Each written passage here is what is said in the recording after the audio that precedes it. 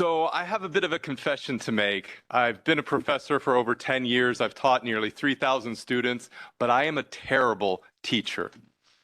And I discovered this recently when one of my students came marching down to the front of the auditorium, and she had a list of all the things I had done wrong during that lecture that day. What I didn't realize is that she wasn't just giving me an opportunity to be a better teacher. She was giving me an opportunity to be a more inclusive leader. Now, I know a lot of us believe that inclusion is the number one priority in the future.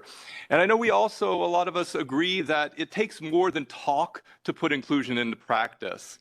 And I know a lot of us would also say that inclusive leaders are catalysts for moving this issue forward. What I think a lot of us might miss are those little moments, those quiet moments that your path branches and you have to choose which road to take.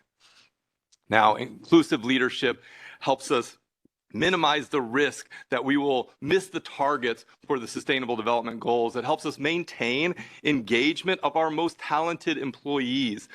And inclusive leadership also helps us expand to reach more users, more customers, more of our beneficiaries. I'm sure a lot of you might be thinking, Anthony, that all sounds great, but it also sounds like a hell of a lot of work. And you're not wrong.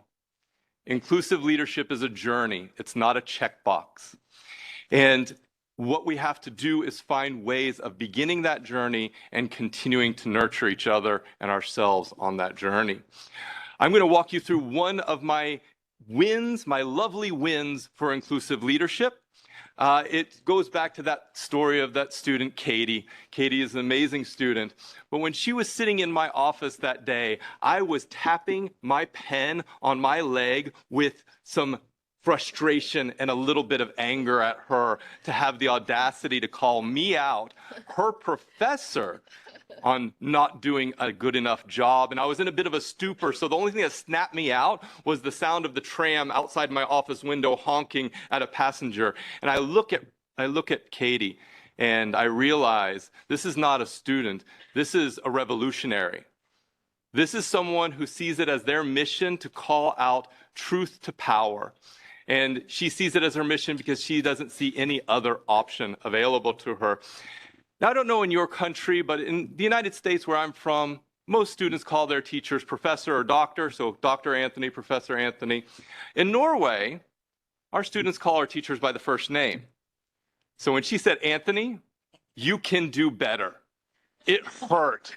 It hurt especially hard.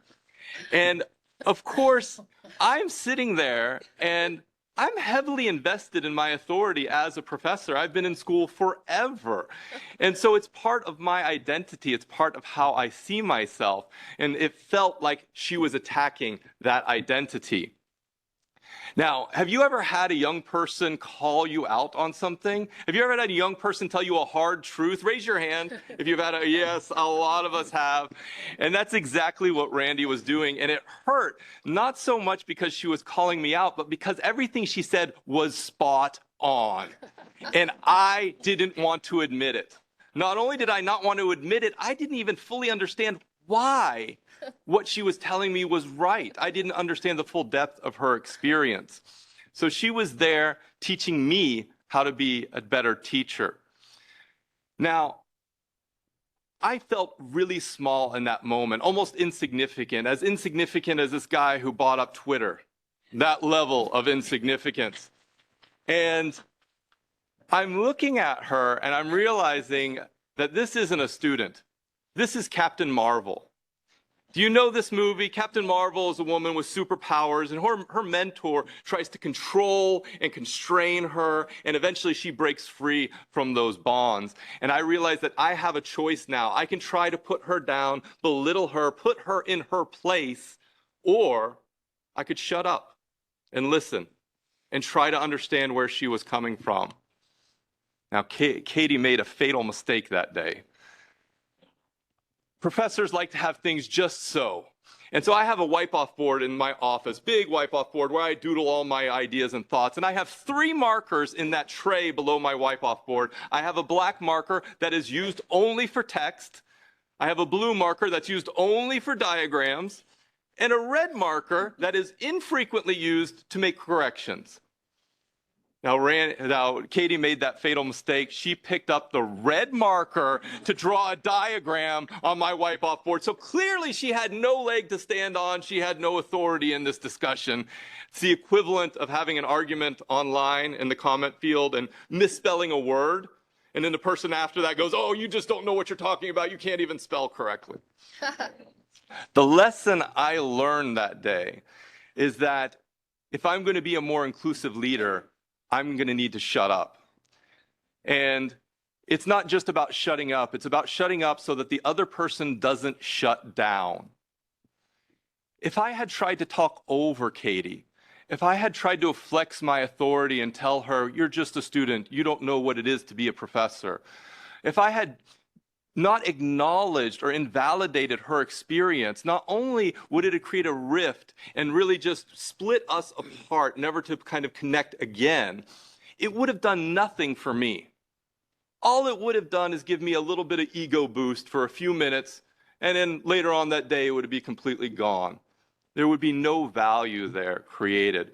So the lesson I want you to come away with is that for people like me who are in positions of power and authority, it's necessary for us to shut up so that the other person doesn't shut down. Thank you. I want to leave you with a good end to this story. Katie and I went on to work together, and this Equals EU project that Kristen mentioned before is our project. We collaborated on the proposal, we submitted it to the EU, and we won 1.7 million euro to promote gender-inclusive innovation in 24 countries. That would not have been possible if I had put her in her place, if I had not shut up. Thank you. I want to teach you a little magic trick. So there is a sign language gesture for shut up. And I want you to promise me you'll teach your bosses, your supervisors, the people who are in those positions of authority, this gesture. It's very simple. It's an open hand. Let's do it together. Open hand. And then close next to your mouth. Okay? So I teach my team this so that when I'm looking around during a meeting and everybody's looking at me like this, I know it's time for me to shut up so that they don't shut down, okay? So what are you going to do whenever you see someone like me who's hogging up all the space in a discussion? What are you going to do?